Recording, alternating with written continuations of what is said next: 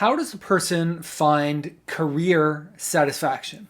To find a satisfying career, you need to have the right mindset. You need to have a Steve mindset. Now, fostering a Steve mindset can provide great insight into how to attain career satisfaction. Now, you may be asking yourself, what's this guy talking about? Why is he talking to me in Steves? Who is Steve, and what does Steve have to do with creative performance? Well, I'm glad you asked. Two very well-known famous Steves have shared with us their perspectives on how to be happy at work, how to attain job satisfaction.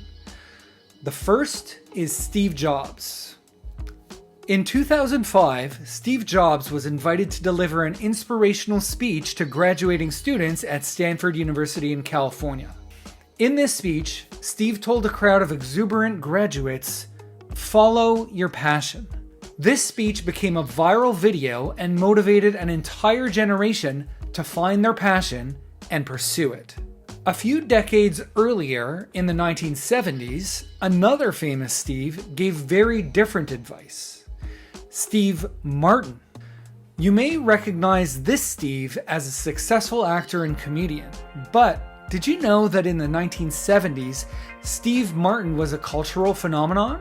Now, being a top comedian and cultural superstar, aspiring comedians would often approach this Steve for advice on making it in comedy.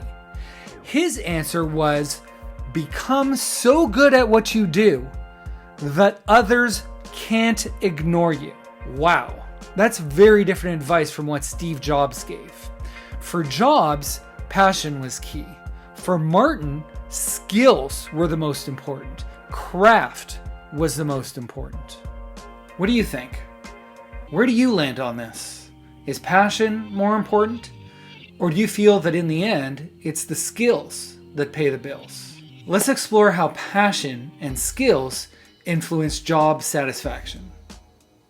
There are plenty of theories exploring the features and characteristics of rewarding jobs. Let's take a look at two.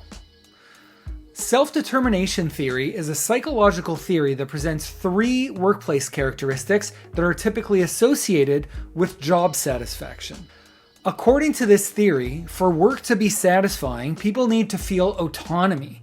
They need to have a sense of personal agency or control over what they do. People also need to feel a sense of being good at their job. They need to feel competent and efficacious. They need a deep belief that they are capable of successfully completing the tasks that are assigned to them and successfully completing and accomplishing goals. Self-determination theory also says that a sense of belonging is necessary for job satisfaction. People need to feel a sense of relatedness. They need to feel that they are an important part of a community. More recently, a Georgetown University professor named Cal Newport advanced a theory of the characteristics of satisfying careers.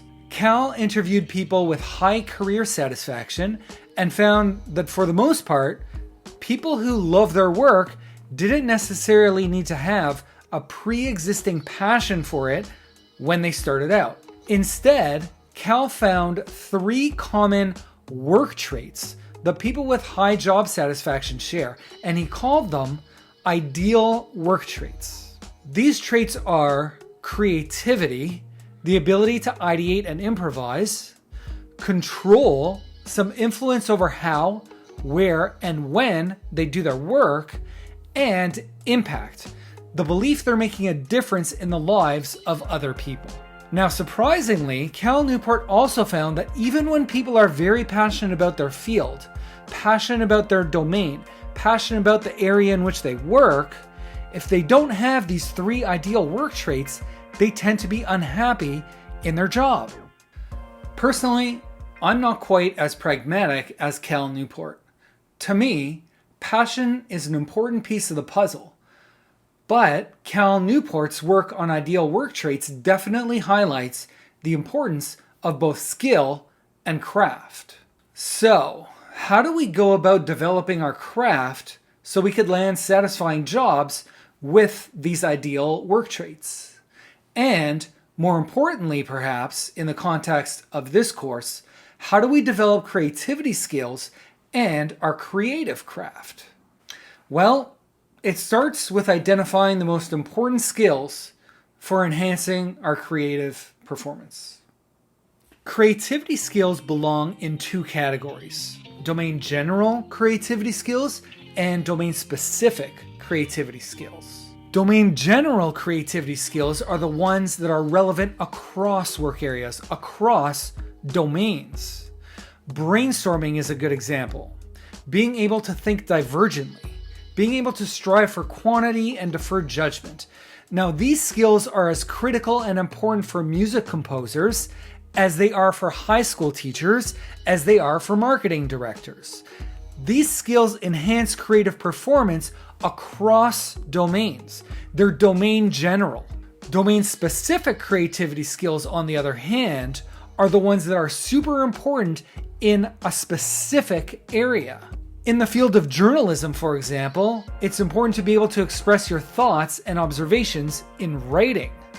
In teaching, on the other hand, it may be more important to be able to express yourself in speech through oral communication. These creativity skills are specific to the specific domains. They're domain-specific creativity skills. Another important question to ask is, which domain general and domain-specific skills are the ones that would lead to career satisfaction for us? Jobs with ideal work traits are rare and valuable. And to get rewarding jobs, it's important to not only know which skills are the most important ones, but also to know which are the most rare and valuable.